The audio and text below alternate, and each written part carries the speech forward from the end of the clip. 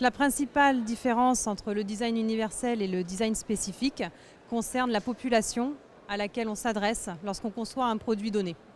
Donc, dans le design spécifique, on cible une population bien précise avec des critères d'inclusion, des critères d'exclusion, alors que dans le design universel, au contraire, l'objectif est de viser toute la population dans toute la mesure du possible en intégrant énormément de diversité.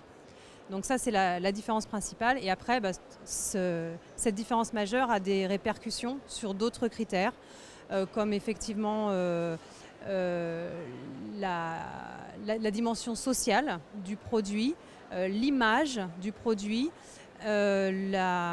l'utilisabilité du produit et ses fonctionnalités. Les trois principaux enjeux lorsqu'on conçoit un produit pour des personnes âgées sont l'utilisabilité, c'est-à-dire la facilité d'usage et la performance qu'on obtient en utilisant le produit. L'accessibilité, c'est-à-dire à quel point l'utilisabilité peut concerner différentes populations avec une diversité et différentes caractéristiques. Et puis la troisième dimension, c'est l'acceptabilité sociale et qui est une dimension très importante également à ne pas oublier, c'est-à-dire quelle est l'image du produit et quelle est l'image que les utilisateurs véhiculent en utilisant le produit.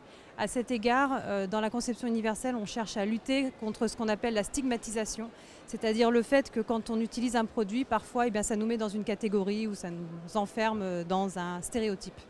La démarche centrée utilisateur consiste à intégrer les futurs utilisateurs dans le processus de conception du produit.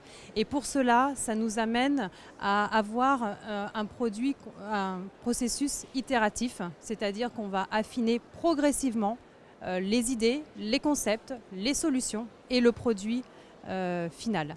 Donc les avantages évidemment de cette démarche sont qu'on colle mieux et on colle plus précisément aux besoins des utilisateurs, mais il y a aussi des inconvénients, notamment ce qu'on appelle le dilemme de l'innovateur, c'est-à-dire que parfois, en se concentrant trop précisément sur le besoin exprimé, la demande explicitement formulée par l'utilisateur, on peut manquer des opportunités d'innovation radicale.